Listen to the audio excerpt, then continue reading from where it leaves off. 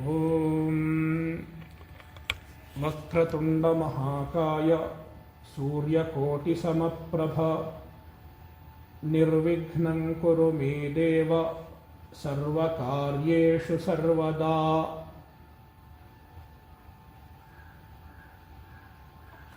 With a prayer to Ganesha, let us start today's talk. Today happens to be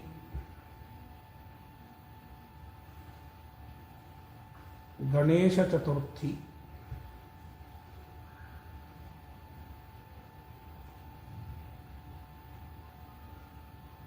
A special occasion for worshipping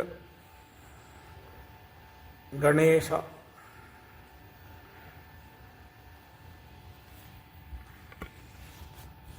Ganesha is an important form of Ishvara in our tradition.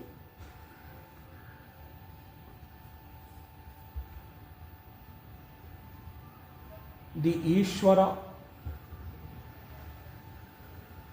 is essentially formless, Nirakara.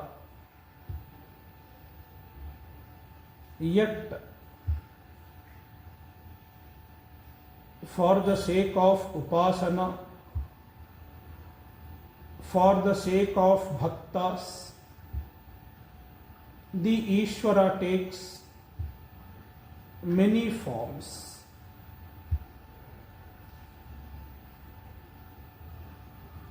In Vedanta Shastra,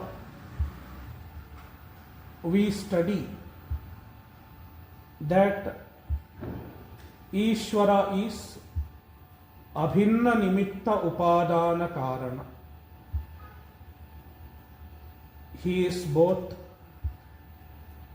material cause as well as intelligent cause in one.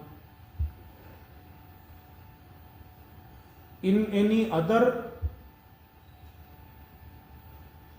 instance, the material cause and intelligent cause are different. For example, pot. The material cause of the pot is clay. Pot is made of clay. Therefore, the material cause of the pot is clay. Whereas the intelligent cause, Upadana Karana, is Nimitta Karana, the intelligent cause, is different. It is the potter, the one who makes the pot, using his intelligence, using his knowledge. He is the Nimitta Karana, the intelligent cause. Therefore, in the instance of pot, Nimitta Karana and Upadana Karana are different. Whereas, when we discuss the Jagat, the entire universe, Ishvara himself is the Upadana Karana and Ishvara himself is the Nimitta Karana.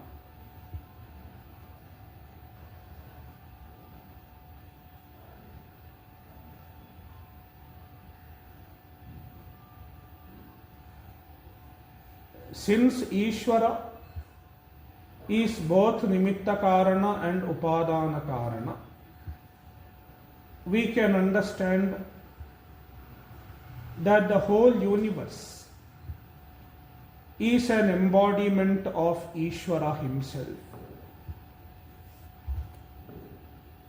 The effect is not different from the cause. For example, pot is not different from clay. If you touch the pot, you are touching the clay. Likewise, the whole universe is an embodiment of Ishvara, a manifestation of Ishvara.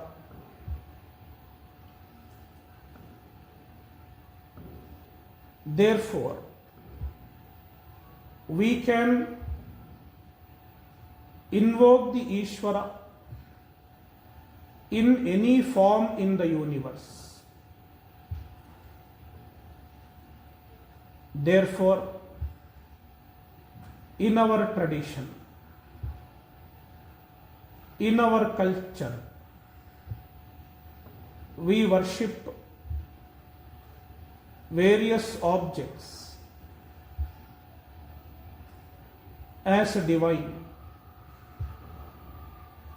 We worship the rivers, we worship the mountains, we worship the trees, and so on.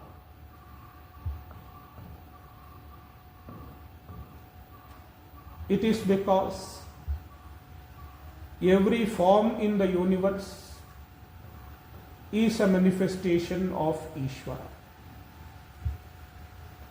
In addition to this, for the sake of upasana, for the sake of relating to Ishvara, the Shastra prescribes various forms. Certain special forms are prescribed in the Shastra.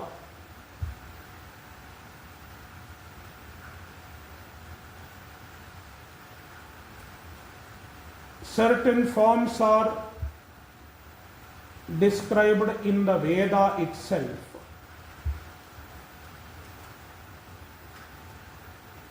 For example, in Chandogyopanishad,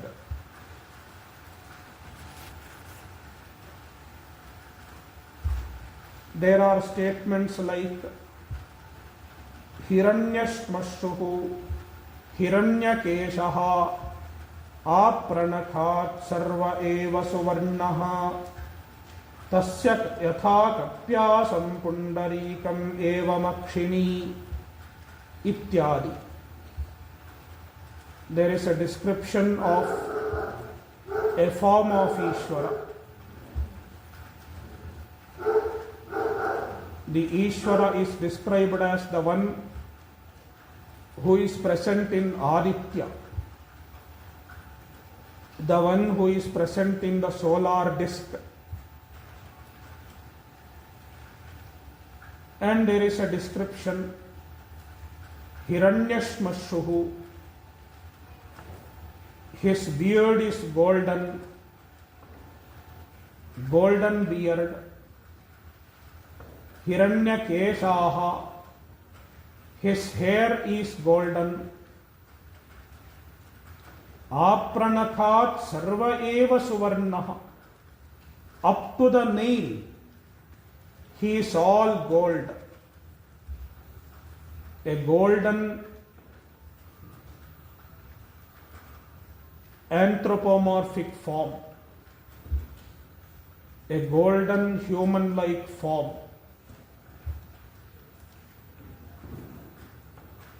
And tasya yatha kapyasam pundarikam evam akshini. His eyes are red like a lotus. This is a form described, revealed for the sake of upasana.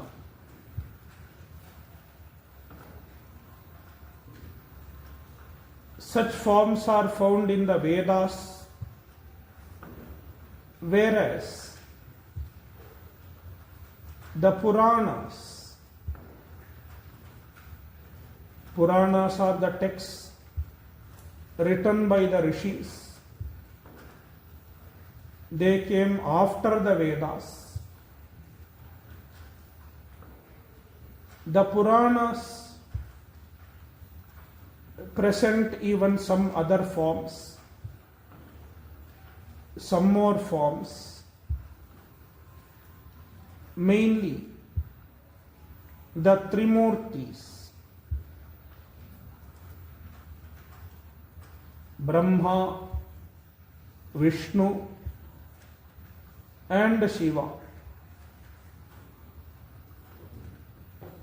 The same Ishvara takes these three forms. One is the form of Brahma, another is Vishnu, another is Shiva.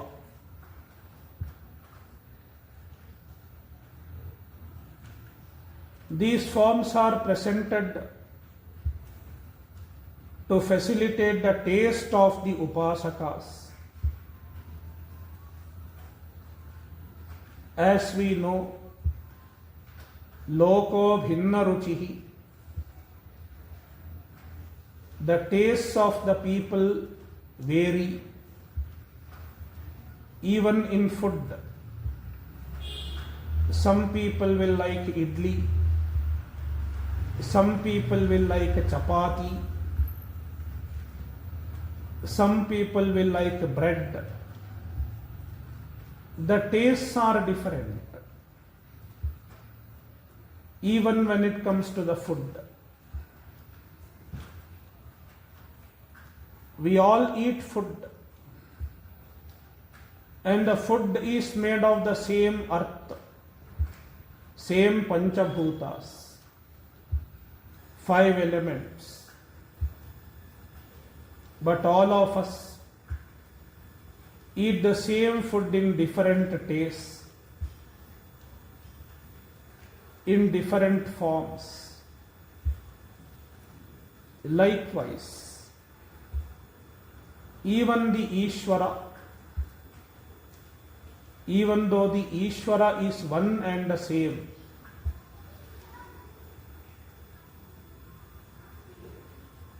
the upasakas have different ways of relating to Ishvara. Therefore, in order to cater to the tastes of the upasakas, various forms are given in the Shastra.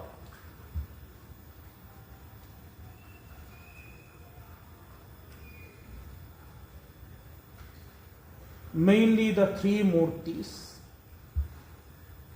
Brahma, Vishnu and Shiva. These three are the primary Murtis, the primary forms. And then even other forms come. If you look into the Purana, the other forms emerge from these three Murtis. There is a description of the form of Devi,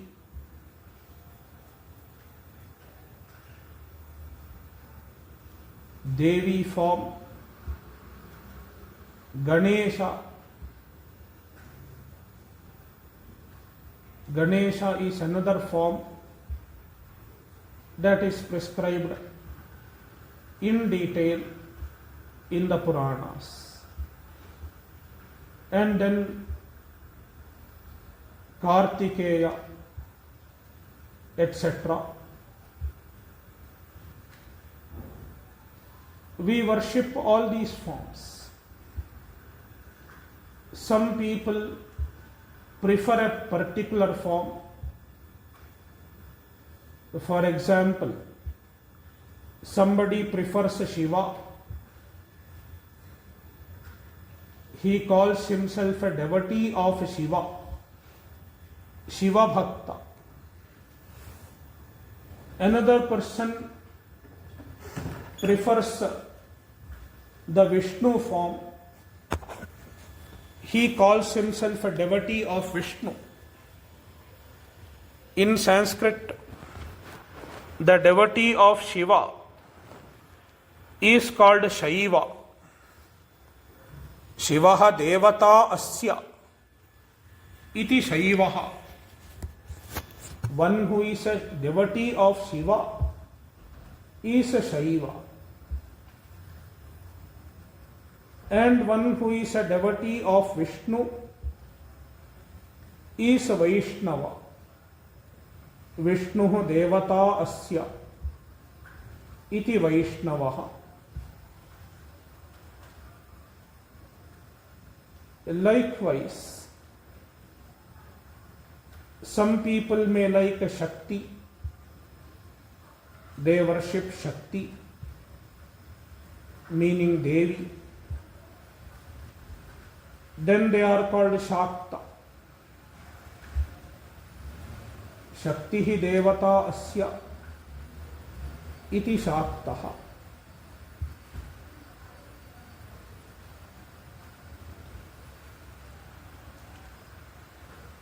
In this manner, there are devotees of Shiva, devotees of Vishnu, and so on. Those who say they are devotees of Vishnu, essentially they are also devotees of the same Ishvara. Somebody says, I am a devotee of Shiva, and somebody says, I am a devotee of Vishnu. Are they devotees of two different Ishvaras? It is not so. Both are worshipping the same Ishvara. One is worshipping in the form of Shiva, another is worshipping in the form of Vishnu. Only the forms are different. Ishvara is same. Likewise, some people worship Ganesha as their Ishtadevata, as their chosen deity. They are the devotees of Ganesha.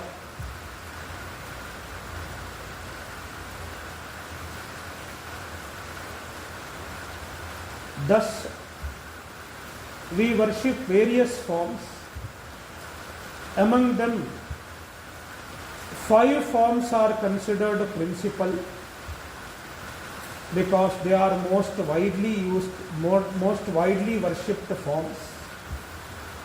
They are Shiva, Vishnu, Devi, Surya, and Ganesha. These 5 devatas. In fact, there is a tradition of performing Panchayatana Puja. In some families, they have this tradition of performing Panchayatana Puja. They have the symbols of 5 devatas, and every day they perform the puja to these 5 devatas in a particular manner. Therefore, Ganesha worship is integral to our dharma, integral to our tradition.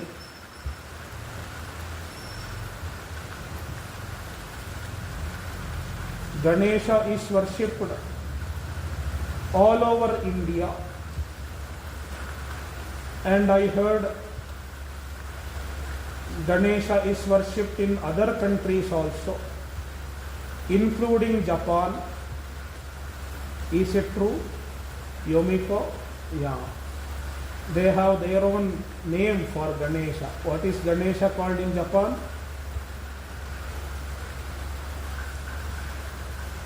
Ganesha. Okay.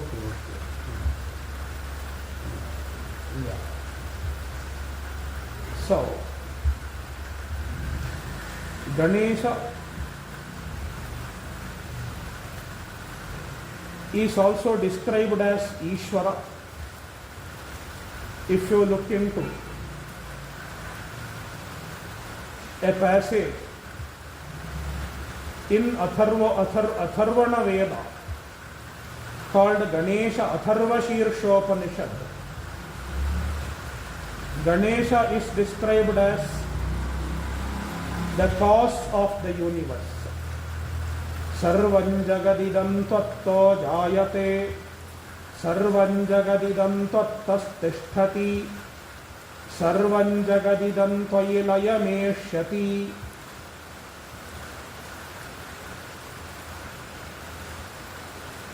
Ganesha Atharva Shirsha is a stuti, a glorification of Ganesha, where Ganesha is described as the Ishvara himself. Sarvam jagadinam tatto jayate. The whole universe comes from you, O Ganesha. Sarvam jagadinam tattastisthati. The whole universe is sustained in you. And Sarvam jagadidam tvayi layameshyati. The whole universe resolves into you, which means Ganesha is the Ishvara.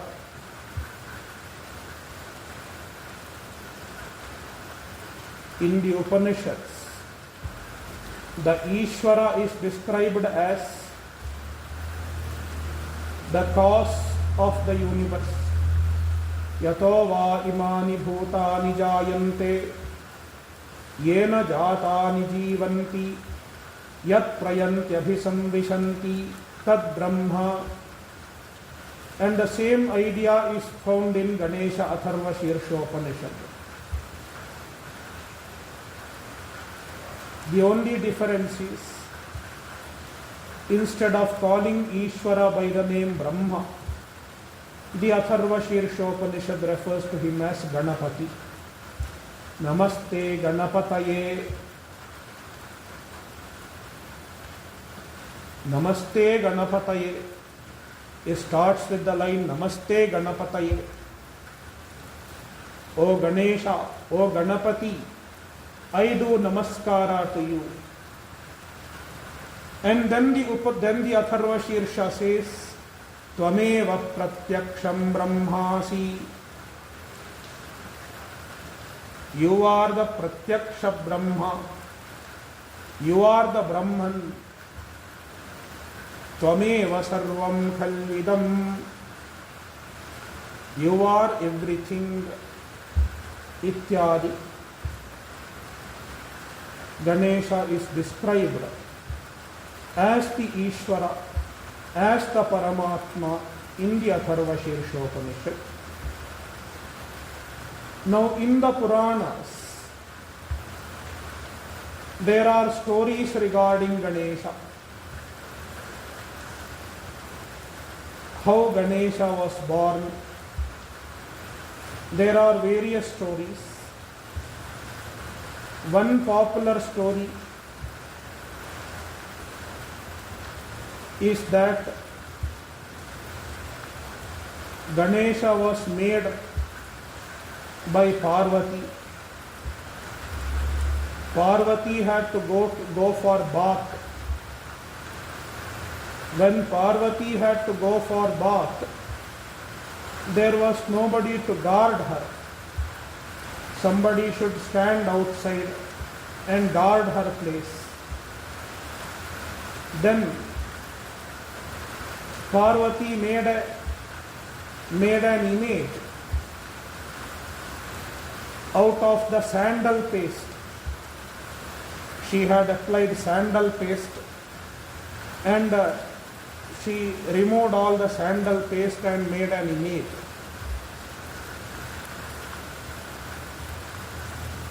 And then kept that image, gave life to that image.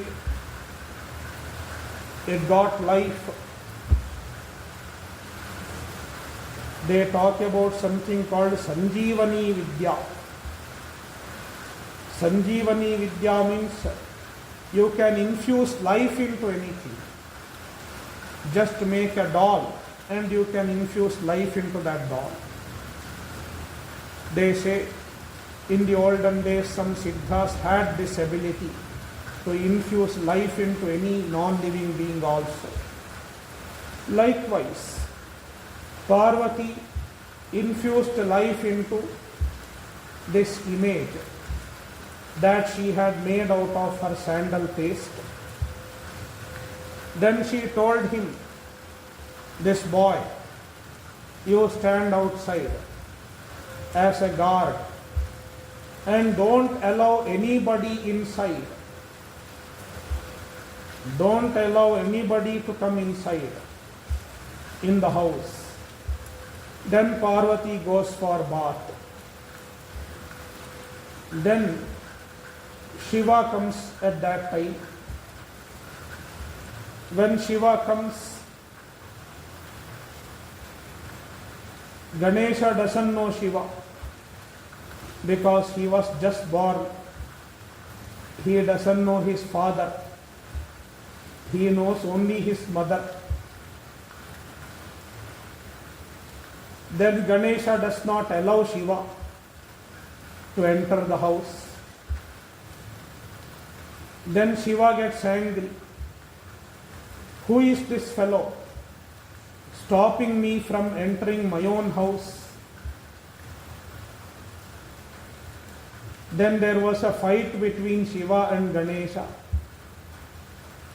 Then Shiva beheads Ganesha, cuts his head, and Ganesha's head is lost. Then Parvati comes out, hearing the noise. When Parvati comes, she finds her son decapitated. He has lost his head. Then Parvati cries, laments, he was my son. I gave him birth. Now you have killed me. You have killed my son. Then Shiva feels sorry. Then Shiva consoles Parvati and says, I will bring him back to life once again. Then Shiva goes. Shiva sends his Gana, his men. You go and find any other head, and according to the tradition that I have heard, Shiva tells his Gana, you find an animal, any being, who is facing his or her head towards the north. If anybody is sleeping with the head towards north, cut his head and bring. We will put his head on Ganesha and head transplant. First transplantation surgery, they say so. So, The Ganas go and they find an elephant. The elephant was lying down facing north. According to the tradition, one should not lie down facing north.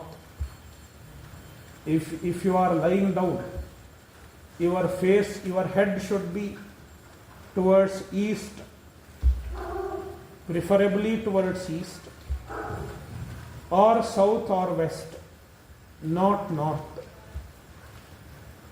But then this elephant was facing north. Then they cut his head and connect it with the Ganesha's head. That is how Ganesha got the elephant head. And then Shiva blesses Ganesha and gives him a power, a position. He becomes the leader of Shiva's Gana, Shiva's group. That is why he is called Ganesha or Ganaraja, Ganapati, etc. He is the Lord of Ganas, leader of the Gana. It is a story. Especially, Ganesha is called Vignesha or Vignaraja because he is the one who gives Vigna and he is the one who removes Vigna also. He is Vigna Karta and Vigna Harta.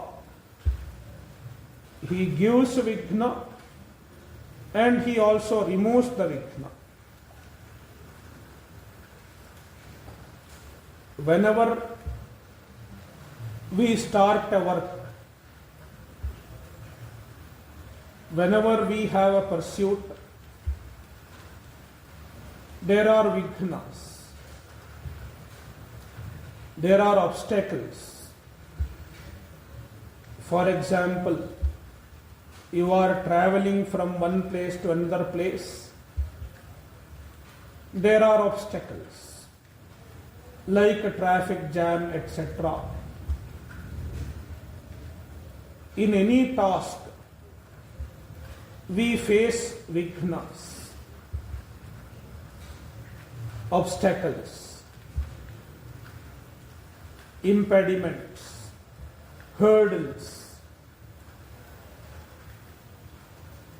There is a shloka in the Niti Shatakam of Bhartrhari. The Niti Shataka says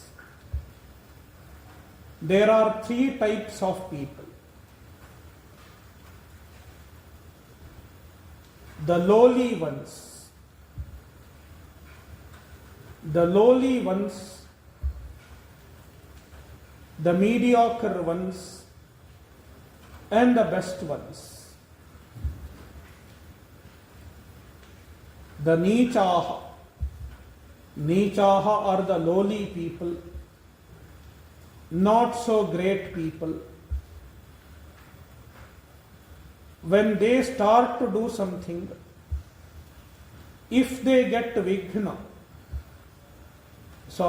in fact they don't even start anything. Bhartrhari says, Prarabhyatena khalu vigna bhayena nichaihi. The Nicha,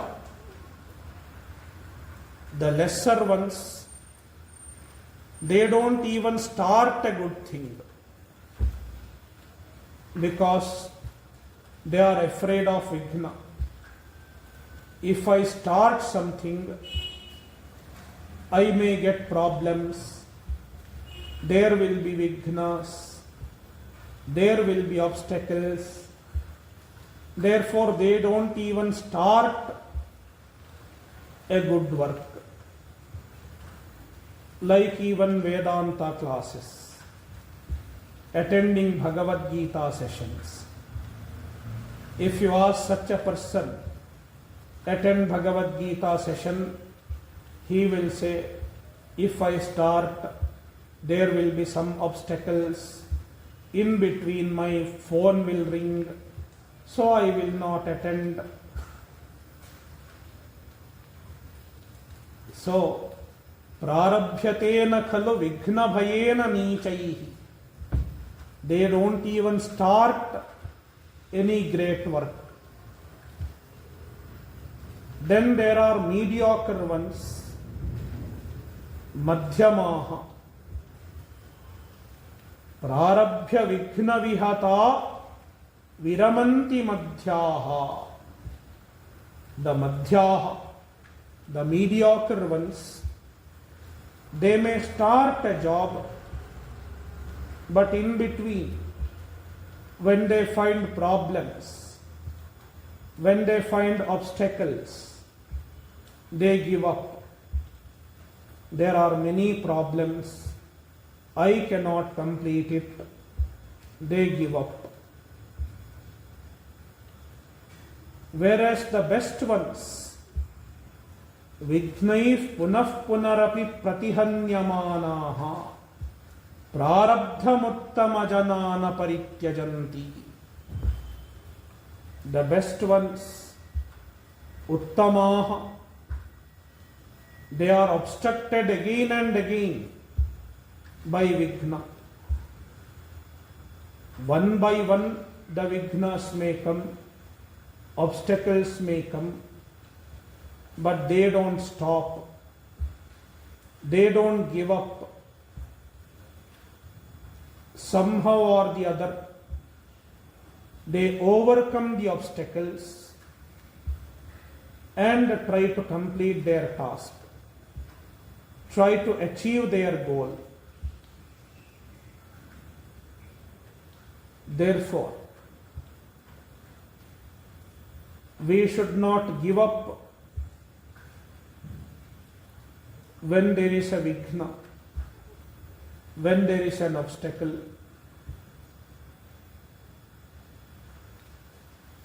But there are obstacles in almost every pursuit. Shreyansi bahuvighnani. Any noble pursuit, especially a noble pursuit, a great pursuit, will have many Vighnas. Like in the case of pursuing the Vedanta, pursuing the moksha, etc. Now, these Vighnas, the obstacles are a result of our own karma. We have done some bad karmas in the past. Such karmas appear as obstacles.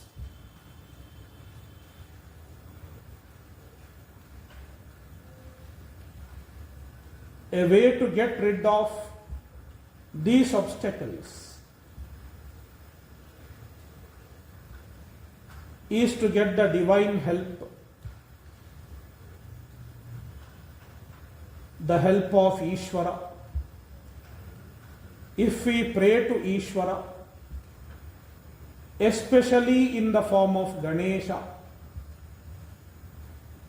our Vighnas are reduced. Ganesha removes the Vighnas. He is capable of removing the Vighnas to a large extent. We have stories in the Purana itself. Once some rishis, they were about to perform a yajna, a sacrifice, and the yajna was about to start.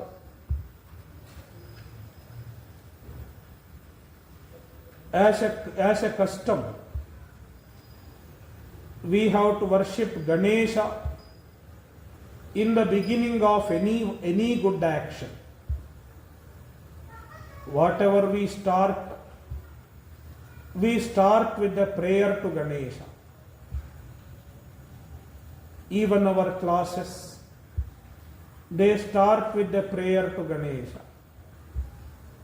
Any puja starts with the prayer to Ganesha. Even in our tradition, when the authors wrote a letter, wrote a grantha, wrote a text, they would start it with the prayer to Ganesha. Om Shri Ganeshaya Namaha, Om Shri Ganapataye Namaha, ityadi. Those who have written letters in the past, nowadays people don't write letters because there is email, WhatsApp, etc. But earlier, some of you who have written letters, those who have written letters, they would start with the prayer to Ganesha. The first line will be a salutation to Ganesha. Some of you might have done so.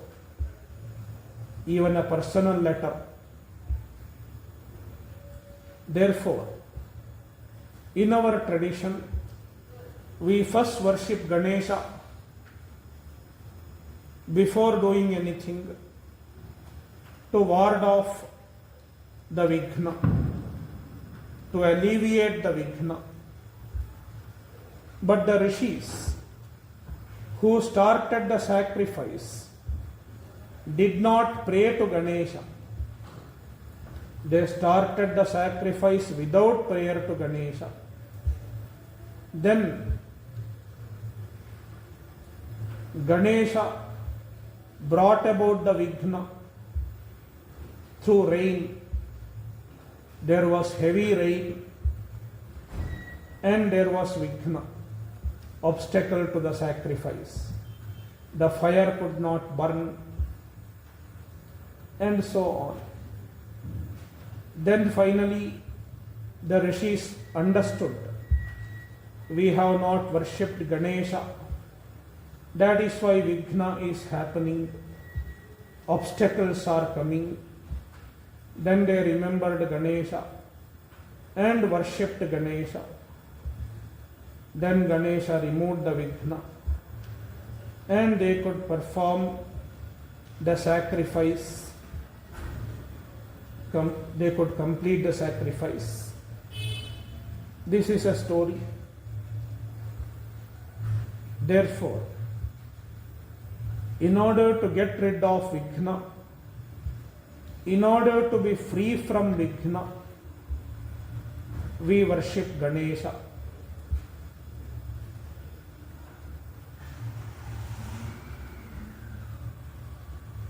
In addition to this, Ganesha is also worshipped for various other reasons. There is a Sankatanashana Ganesha Stotra, Pranamya Shirasa Devam, etc. This stotra enumerates 12 names of Ganesha. Prathamam Vakratundancha Ekadantam Dvitiyakam ityadi. 12 names of Ganesha are enumerated. It is mainly meant for removing Sankata, removing the difficulties. If one chants Sankatanashana Ganesha Stotra, certain difficulties, certain problems, one can get rid of them. Also, especially on this occasion of Ganesh Chaturthi,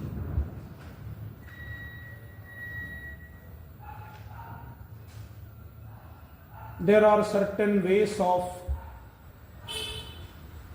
worshipping Ganesha for some special purposes. If you look into Ganesha Atharva Shirsha, Yo Durvankurai Yajati Sa Vaishravanopamo Bhavati.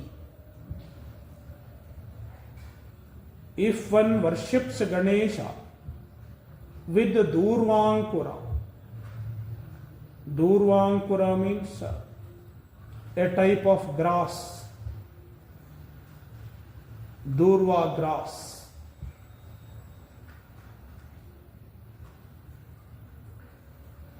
Ganesha is mainly worshipped with Durva grass. Durvankurair yajati.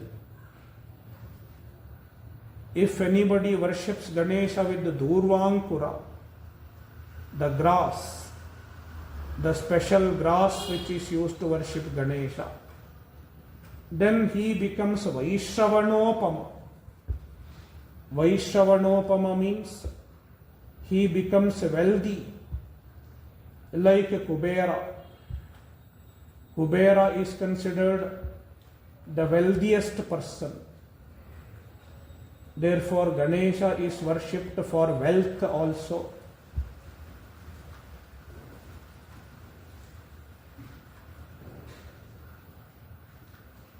Yo modaka sahasrena yajati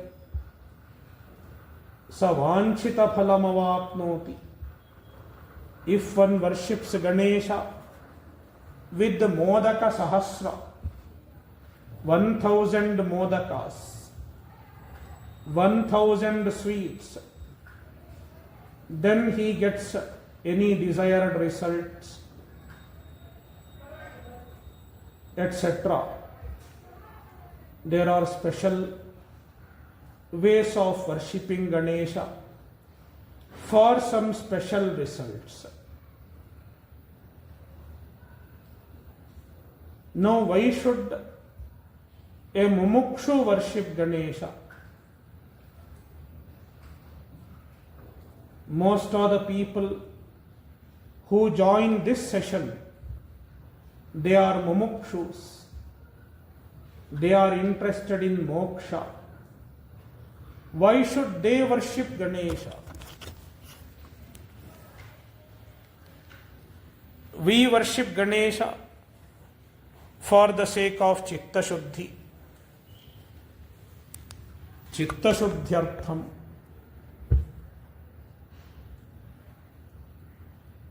First of all, for the sake of Chitta Shuddhi. Ganesha should purify the mind. The Ganesha who removes the Vighna can also purify our mind.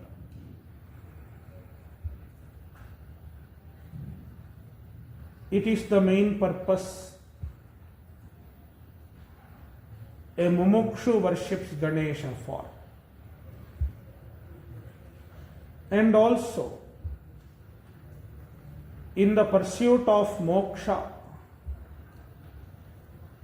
there are many more Vighnas. Even in any other pursuit, there are Vighnas.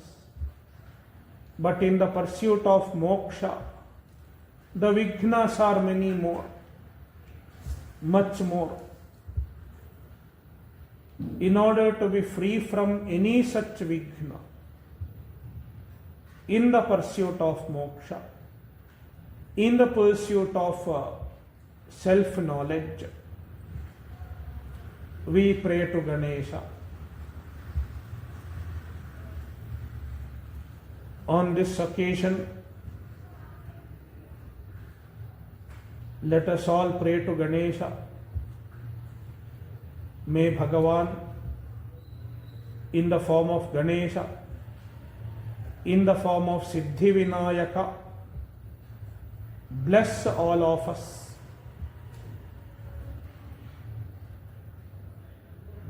With all best wishes on this auspicious occasion, let us conclude today's talk. Om Gam Ganapataye Namaha. Om Purnamadah Purnamidam Purnat Purnamudachyate Purnasya Purnamadaya Purnamevavashishyate. Om Shanti Shanti Shantihi.